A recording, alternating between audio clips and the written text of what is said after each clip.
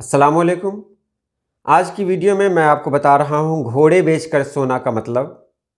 घोड़े बेचकर सोना, ओखली में सर देना और तिगुनी का नाच नचाना, ये तीन है।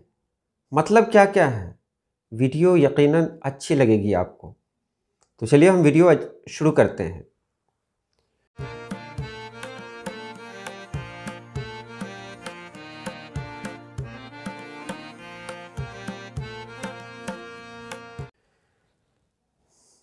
तो पहला उन्वान था, टॉपिक था आज का, घोड़े बेचकर सोना। क्या मतलब हुआ? सुकून की नींद, या कह सकते हैं इंसान मतलब सुकून जब हासिल कर लेता है, बहुत ज़्यादा सुकून इसकी ज़िंदगी में आ जाता है, तब कहता है मैं तो घोड़े बेचकर सो रहा हूँ। मतलब वो दुनिया से बेखबर हो जाता है, किसी का टेंशन उसको नहीं रहता है, किसी की परवाह नहीं होती है उसको। तब वो कहता है कि बस मैं तो घोड़े बेचकर सो गया, मतलब मुझे किसी की खबर ही नहीं रही। अब देखते हैं ये आया कहाँ से, घोड़े बेचकर सोना। देखिए, जो कहावतें हमारे दरमियान आई हैं वो आज की तो है नहीं, एक ज़माने की हैं, कई सदियां पुरानी हैं। तो ये उस दौर की कहावत है जब घोड़ों का रिवाज हुआ करता था। लोग एक जगह से दूसरी जगह जाने के लिए घोड़े का इस्तेमाल करते थे। एक मुसाफिर जो यहाँ से मान लिया मुंबई जा रहा हो, तो उसे रास्ते में कई जगह क़याम करना पड़ता था, कई जगह रुकना पड़ता था। तो घोड़ा उसके लिए बहुत अहम था, बहुत ज़्यादा अहम। वो अगर कहीं पर रुकता तो उसे सबसे ज़्यादा फिक्र होती तो अपने घोड़े की होती, क्योंकि ये घोड़ा अगर कहीं चला गया, भाग गया, तो फिर उस इंसान की वापसी नहीं हो पाती, या वापसी में बहुत परेशानी होती। तो सबसे ज़्यादा अगर कोई ख्याल रखता था उस दौर में, तो अपनी सवारी का, कि कुछ भी हो जाए मेरी सवारी मेरे हाथ से न जाए। क्योंकि सवारी अगर हाथ से निकल जाए तो आज की तरह ऑप्शंस नहीं है कि दूसरी गाड़ी से आप पहुंच जाएंगे, बस वही है। इसलिए जब लोग सोया करते थे ना, तो सबसे ज़्यादा जो ख्याल रहता था तो अपनी सवारी का होता था, यानी घोड़े का होता था। तो घोड़े की फिक्र से उन्हें नींद ही नहीं आती थी। मतलब एक बार सोए, थोड़ी सी आंख लगी, थोड़ी सी आवाज़ कहीं से, यानी ज़रा सी आवाज़ कहीं से आई, वो इंसान जाग गया।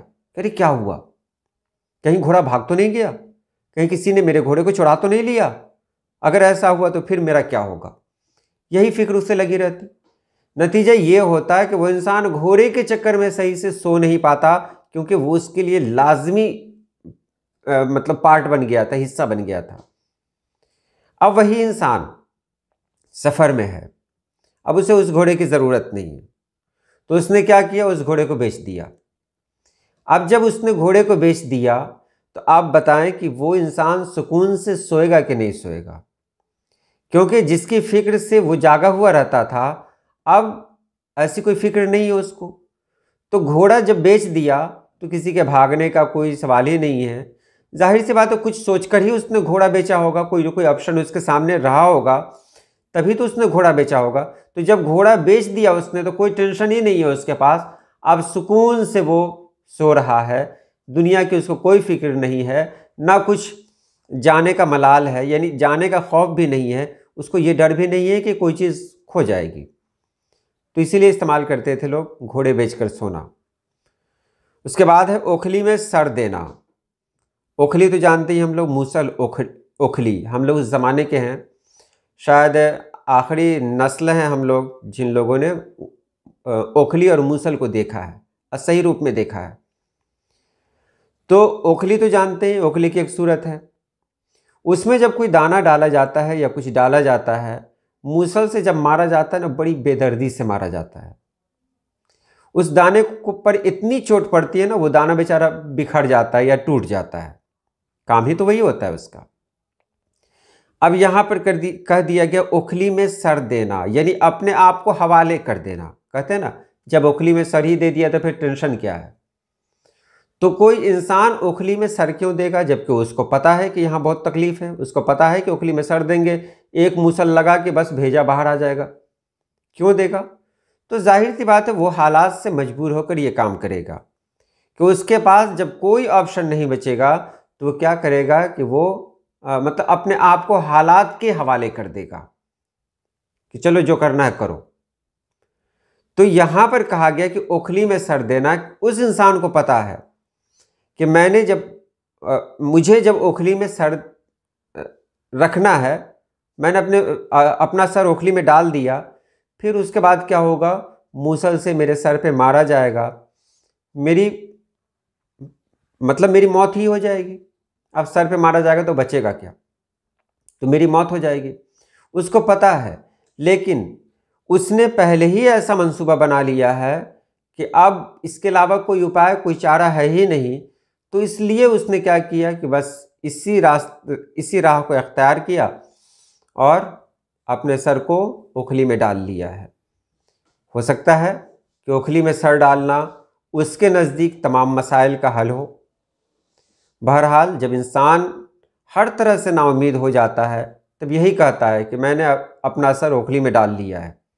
और जब ओखली में सर डाल लिया है मैंने, फिर किस चीज़ का खौफ है मुझे। तो एक ये हुआ। उसके बाद है तिगुनी का नाच नचाना।